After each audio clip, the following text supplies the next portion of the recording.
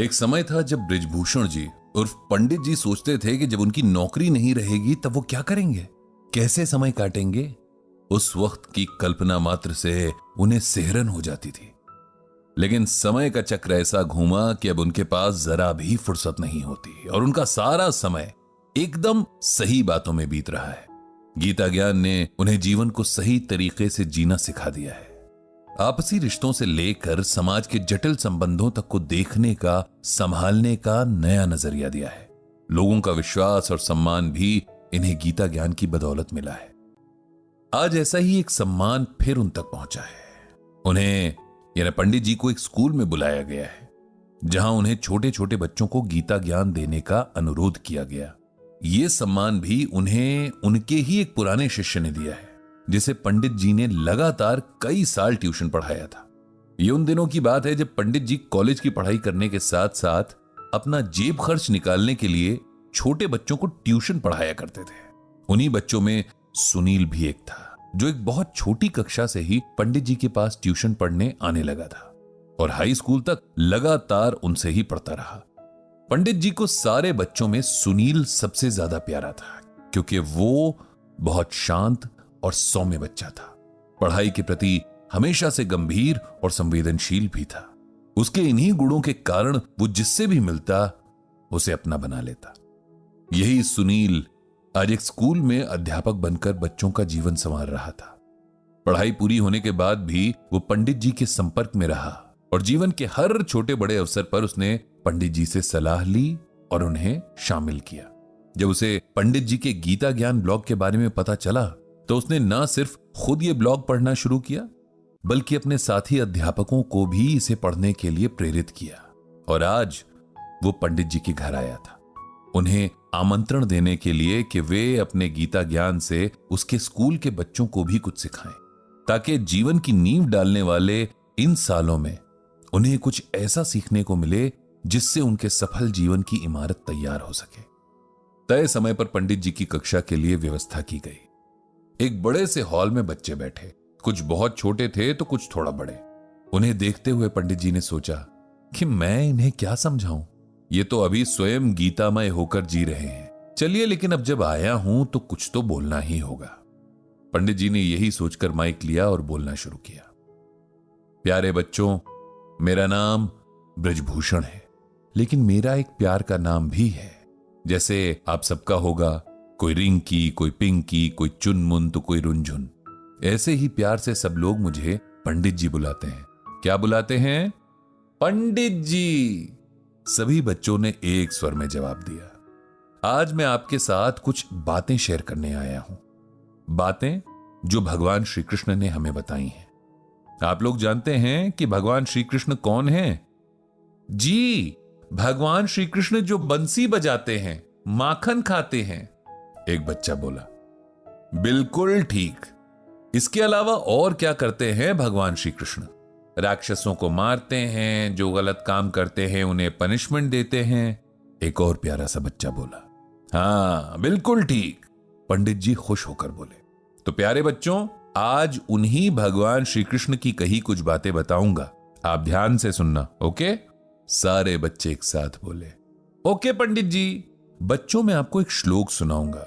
जैसे हिंदी में कविता होती है ना, इंग्लिश में जिसे पोम कहते हैं, वैसे ही संस्कृत भाषा में श्लोक होता है।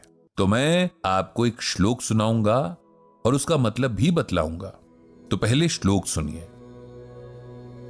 ध्यायेतो विषयान् पुंसः संगात संजायते कामः कामात् क्रोधो अभिजायते।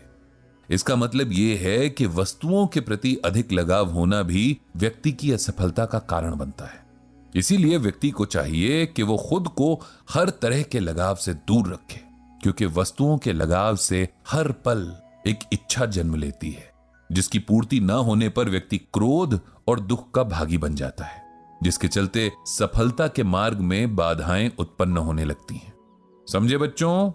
एक भी बच्चे का हां में जवाब नहीं आया और इस बात से पंडित जी को बड़ी खुशी हुई, क्योंकि यही बात तो बच्चों में सबसे खास होती है कि वो मन के सच्चे होते हैं, किसी का मन रखने के लिए भी झूठ नहीं बोलते।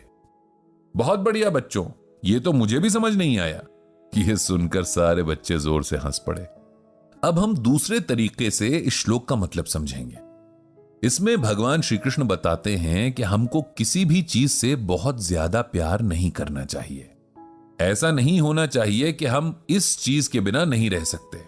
अगर हम ऐसा करते हैं तब हमको वो चीज ना मिलने पर बहुत दुख होता है और गुस्सा भी आता है।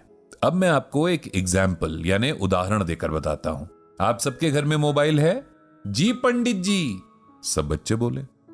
और आप सब घर पे मोबाइल का यूज बहुत ज्यादा करते हो। आप उसमें वीडियो देखते हो, अपना होमवर्क उसकी मदद से करते हो, गेम्स खेलते हो, और जब आपको आपके मम्मी पापा मोबाइल छोड़ने के लिए कहते हैं तब आप सबको बहुत गुस्सा आता है, नहीं? कोई तो रोने भी लग जाता होगा, खाना भी नहीं खाता होगा, है ना? बच्चों की आवाज आई, यस पंडित जी। यही करने के लिए इस श्लोक में भगवान जी मना कर रहे हैं। वो कह रहे हैं कि हमको चीजें यूज तो करनी है लेकिन उनकी आदत नहीं डालनी है। ऐसा नहीं करना कि आपसे वो चीज छूट जाए तो आप परेशान ही हो जाओ। हमें अपने मन को इतना स्ट्रांग रखना है कि हम किसी चीज के ना मिलने पर उसके बिना एडजस्ट करना सीखें, क्योंकि जब हम स्ट्रांग नहीं होते हैं तब वो चीज ना मिलने पर हमें दुख होता है, हम रोते हैं और कई बार हमें गुस्सा भी आता है। हम लड़ाई भी कर लेते हैं, जो कि बहुत बुरी बात है। हमें खुद पर डिपेंड होना सीखना है, चीजों पर नहीं। अब समझे? यस पंडित जी, सब बच्चे खुशी से बोले। तो अब हम एक और श्लोक सुनेंगे, इसे भी आप लोग ध्यान से सुनो। यदा यदा हि धर्मस्य ग्लानिर्भवति भारतः अभ्युत्थानम अधर्मस्य तदात्मानं सृजाम्यहम्। इसका अर्थ यह है कि श्री कृष्ण कहते हैं कि हे अर्जुन, जब भी धर्म का नाश होता है और इस धरती पर अधर्म का विकास होता है तो मैं धर्म की रक्षा और अधर्म को नष्ट करने के लिए अवतार लेता हूं। बच्चों, अब इसे अच्छे से समझो। आपने वो सीरियल कृष्णा आता था, उसकी कहानी में देखा होगा ना कि जब बुरे लोग बहुत ज्यादा बुरे काम करने लगते हैं, अच्छे लोगों को तंग करने लगते हैं, तब कृष्णा आ जाते हैं और उनको पनिश करते हैं। हम सब सोचते हैं कि जब हम कुछ भी गलत काम करते हैं तो कोई हमें नहीं देख रहा होता, लेकिन ऐसा नहीं है। भगवान हमें हर समय देख रहे होते हैं, तब भी जब हमें लगता है कि वहां कोई नहीं है। इसीलिए कभी भी कुछ गलत नहीं करना है, किसी को हर्ट नहीं करना है। बुरे लोग इस बात को नहीं समझते और बुरे काम करते हैं, इसीलिए भगवान को आना पड़ता है। बच्चों, हम सबको कोशिश करनी चाहिए कि हम सब अच्छे अच्छे काम करें। आप लोगों को चाहिए कि आप अच्छी बातें सीखें, अच्छा पढ़ें, सबसे प्यार से बोलें और किसी को दुख ना दें। यही आपके लिए धर्म है।